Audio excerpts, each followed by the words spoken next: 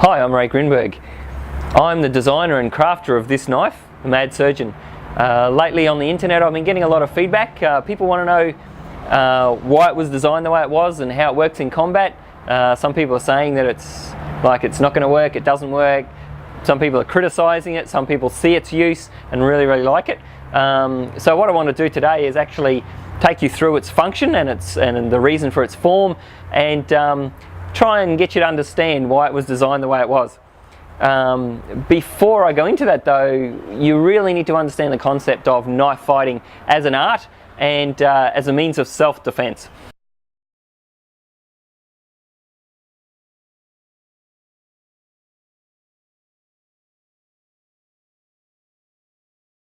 If you're in a knife situation, someone who's generally untrained will pick up a knife and will hold it generally like this. They will hold it with their blade forwards because that's a logical thing that people want to do. If you're in a fearful situation, you've got a knife, you want to keep that sharp bit between you and your assailant. It's a totally logical thing. However, that has some fundamental drawbacks. Firstly, with the blade forwards, there's not too many things you can do. You can stab with it, which is a really nice common movement. You can stab with it, and you can sort of wave it round and slash, and that's a pretty normal thing that people will want to do.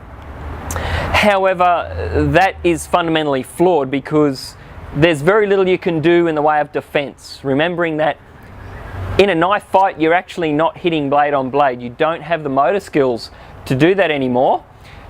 All you can do is defend yourself and attack with those gross motor skills that you have. So forward blades are not fundamentally very good. What you want to do is, a real knife fighter, he'll hold his blade backwards. So if somebody came at me with a knife forwards, like Rob's doing, I feel pretty secure that he doesn't really know too much about what he's doing with that blade. However, if he picked up a knife and he held it in a reverse position, I'd be pretty sure that he's had some training, he knows what he's doing, and I'd be looking at a way to get out of there as soon as I could. I'd just turn and run, I think. But luckily, Bob's a newbie, he's going to hold his knife forwards. Now, the advantage of holding your knife backwards is you're in a great position to be completely defensive. What that allows me to do is I can run that down my arm, and whatever Bob does with his knife, whatever he does, I'm now in a thoroughly defensive position. So if he wants to thrust at me, I can defend. If he slashes at me, I can defend. Doesn't matter where he goes, if he comes from behind the other side, I can defend. I'm completely covered wherever I go. If he wants to go low, I'm covered. Now what he's done is, with his blade forwards, he's basically, whenever he thrusts at me or slashes at me, thrust is good, what he's done is, because I'm not going to attack his blade, he's presented me with a huge target. Now, being defensive as you want to be, all I'm going to do is stop his attack with my blade in that defensive position. Now you notice that Bob's a friend, he trusts me, but even when I did that, he flinched, because he's aware of the fact that that is seriously dangerous. Now if somebody's coming at you with a knife, if you're going to do that towards them, their reaction will be, get out of the way. So in one move, essentially what you've done is you've caused them to recoil without even doing anything much. You haven't been aggressive to them, you haven't attacked them, caused them any danger, but it's a natural thing. If a blade's coming towards you, you're going to react like that. Now, if Rob decides that he wants to attack me and I've gone like this, if he's a big bull of a guy and that doesn't faze him, that's okay, because you're in a defensive position. You've defended, he's not struck you, but you've caused him some damage. Now if he doesn't feel that for some reason, he's pumped up on adrenaline or drugs or something, that's alright. because being in this position allows you to then do a myriad of other things. You can grab his arm, take his knife, do whatever you want. You can grapple, and that leaves him with only one hand and a fist, but you've got a knife. Or you can just go from here and then immediately attack him straight back. My favourite, straight up to the face. But if you don't want to be that nasty, you can drop it down and put it in there. That's a very lethal place. Or you can slash the body, whatever you want to do with that knife.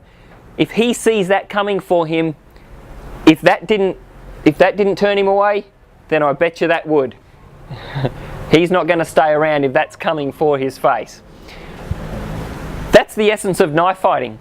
It's very defensive, and we're using very big, gross motor skills to protect ourselves and attack. There's no blade on blade. That's a myth and a fantasy of Hollywood. So with that new knowledge in mind, let's have a look at Mad Surgeon and see how we can use the design of that weapon and bring it into the knowledge that we have of knife fighting now. Now, going on what we had before with the way you use a knife in a knife fight, the real way you use a knife in a knife fight. If Bob wants to give me a thrust, we will do the same thing, is I will attack him with this blade, and I will use this curve, complements the curve of his arm very, very nicely. So I would use that quite easily to push in on his arm. It's a great defense. As you can see, it curves around nicely, gives me a lot of option to push upwards, push downwards with very little movement of my hand. I'm going to get a lot of different degrees of movement in that. So I'm defending. I'm a little bit smaller, so I might defend upwards a little bit. Now I'm going to defend upwards like that. I'll push his hand, and I've got the option coming straight back in, as I would with a normal knife. This backward curving blade is what I would use instead of holding my knife backwards. You could hold this backwards if you really wanted to. You could hold it backwards, and then you've got a good long blade to slice up. But it's unnecessary. With this blade here under your hand, very easy. Defend, bam, straight up into his face. Nice and easy. Now you're probably wondering, that's all well and good, what's the use of this? Well, in a knife fight, with your knife held in a rear position, thank you very much, I always found it very, very difficult to you've done your first strike, but to then strike backwards was very, very difficult. In order to strike backwards, you have to turn your hand and slash it back down. It's a very slow movement, and I like the idea of being as quick as possible. So I'll give Bob his knife back. So if he's had a go at me, I've defended, I've struck him up there. This forward sweeping blade allows me to immediately come straight back down without turning my blade or doing anything else. So I can strike, strike, strike. Within a 1.5, 2 seconds, I've hit him 3 times. Bam, bam, bam. Very, very easy. You don't need to go up to his face. You could strike him there, go up under his arm, straight back down again. Wherever you want to go, this blade will go everywhere you want it to go. If you want to go somewhere less lethal, hit him here. You could strike him back down on the arm if you wanted, or you could take him down the hip. You could take him across the chest, back down on the arm. Wherever you want to take this blade now, it has the ability to strike forwards and backwards in any plane that you want to put it. Strike low to the groin. Sorry. You can take that wherever you want to go. So knowing what you know about knife fighting now, you can see how this knife was designed, why it was designed the way it was, and its application in an actual combat situation. Hope you've enjoyed the video. Come back and see me again sometime.